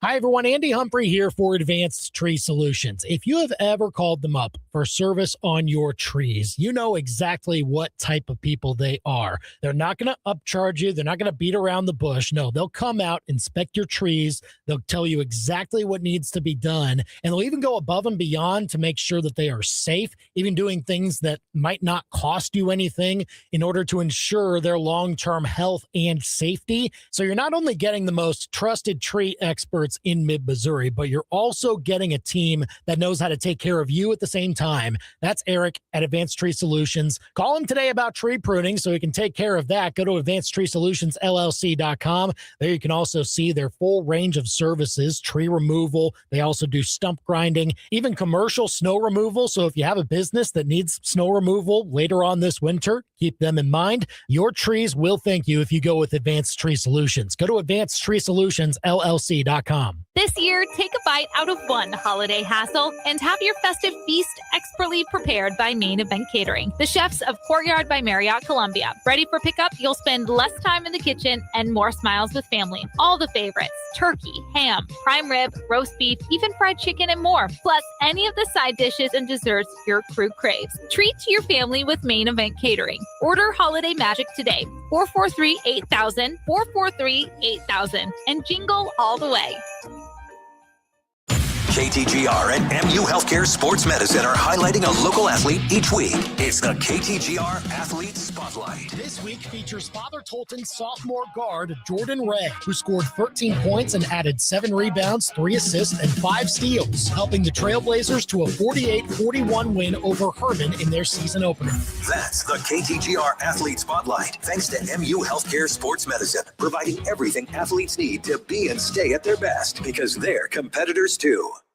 Electrical issues don't mix well with swirling winds and plummeting temps in the winter. You need a trusted local team of electrical experts in your corner. That's Midway Electric. Whole home generators, security systems, service and repair, and more. So when the nights get longer and chillier, let the local experts at Midway Electric keep the lights on. And right now, get $500 off a whole home generator install now through the end of January at Midway Electric, powered by people with pride. MidwayElectricInc.com. They can't shoot it straight on the golf course, but they can shoot straight on the biggest sports stories in mid-Missouri. Back to Andy and Brendan on The Big Show on KTGR. Chiefs, Texans thoughts, get them to us, 573-875-KTGR. Let's get Kevin, who's been holding here on the KTGR hotline. Kevin, what you got on Chiefs, Texans for your take? Well, it's been a while, so just want to say good to hear from you guys. And as far as with the Texans and Chiefs stuff, well, first I'm going to get to Mizzou real quick. One, listen, is a tough loss. We knew that was going to happen. I knew that was going to happen. Offensively, look, if we get Stone back, that sets up things. Two, I'm more concerned with this Trent Pierce stuff. I don't like hearing undisclosed injuries, and you know what I mean. It reminds me of what's his name, Isaiah, who we had back. Yeah, this is what it's reminding me of. Okay, like undisclosed injury. We don't know what's happening. He's just sitting out. The other thing too is, and I get your point. We're going to need size and athleticism. I get what you're saying. Like he can't do it offensively, but you saw that block he had defensively. Like that's why he's in there. That dude that came and tried to dunk the ball, he said no, sir. That's why Phillips is in there. So my biggest thing with Mizzou basketball is I don't know what's going on. I don't know what happened over the summer. All I heard was these great things about Anthony Robinson III getting invited to CP3's camp. Right? I would assume you went there because you got invited. You need to learn how to do pick and roll. More importantly, he is too hesitant. If Mizzou's going to do anything this year, I'm telling you, Dennis has got to get to him and say, we need you to score because you can do it. We need you to be more aggressive. When you're coming off that pick and roll, I need you shooting that jumper. I don't need you looking to pass. I need you shooting that mid-range, and I need it going in. So if Mizzou's going to do, because then that also spreads things out. So they need to get it together with him, first and foremost. That's my thing. As far as with the Chiefs and Texans, listen, first of all, Texans fans, you guys are finally doing something good. Congratulations. Hopefully y'all made playoffs. Congratulations. Chiefs fans, look, we won 3 Super Bowls. We've been to the deep runs and all sort of stuff. But here's my thing with Chiefs. I'm shutting everybody down. Patrick, you ain't playing no more. Kelsey, and people just talk, well, shut Patrick down. I ain't starting with Patrick. Kelsey, Humphreys, Smith, our right tackle, Chris Jones, you sitting out. Here's Rice, you sitting down. Worthy, you sitting down. Here's the reason why. All these other players you've drafted, I need to find out what y'all can do and if y'all can play, period. Nico, I need to find out if you can play receiver. Thornton, I need to give you more run. Noah Gray, I need to figure out if you can be a tight end or not. Because if you can't, guess what I need to do? When we get this higher draft pick that we haven't had in a long time, and not just a higher draft pick in the first round, right? Multiple rounds, people. Yeah. I need to figure out if I need to replace y'all or not. Sure. And that's why I'm sitting everybody down. So that's my take on it. I get it. Appreciate the call, Kevin, here on the Big Show. Love it. Not yet. I would wait until you're mathematically eliminated, which, by the way, can happen this weekend with, I believe, a Chiefs loss. And again, they're playing the they're playing the Chargers. You have to win that game. And then I think the Texans are the 7th seed now, and they get the Cardinals. If they win that game, then that's it, because the Texans have the tiebreak, and they would be 3 games ahead of the Chiefs. That's it. It can happen this weekend. You can already forget about the Texans. Chiefs ain't passing them. Right. They can. The Chargers' remaining schedule, and again, I was digging into the weeds because I think I can get it down to common opponents to where the Chargers would have the same record in the AFC. You go down to common opponents, and I think the Chiefs would have the edge there, I think, because the Chargers lost to the Giants, lost some games they should not have lost. Yeah. And there are common opponents remaining where, now again, the Chargers would have to lose to the Chiefs, then the Cowboys, Texans, and Broncos. But that's all plausible enough. Even if the Chargers win tonight, tonight does not really have to change it. Because you need the Chargers losing those AFC games. Lose some more games, yeah. They need to lose. They need to lose them all but one, and the one they win, I think, needs to be an NFC. So if they win Eagles or Cowboys, that's all well and good. But you're anti-Chargers every way through, and the Chiefs have to run the table, and that would be your path in. And then you just assume that the Colts pick up the losses that they need. And look, Chiefs have the tiebreaker. Half the guys that Kevin mentioned there are hurt anyway. So, after this weekend, if you are mathematically eliminated, then sure. Empty out the bench. Do that.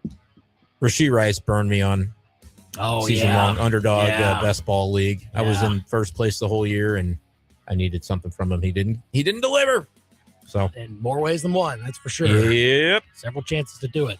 We'll talk more about that and Mizzou and much more tomorrow at 4 o'clock. Chiefs Kingdom Show is next. Stay tuned for that. He's Brendan. He's producer Billy. I'm Andy. We're done for now.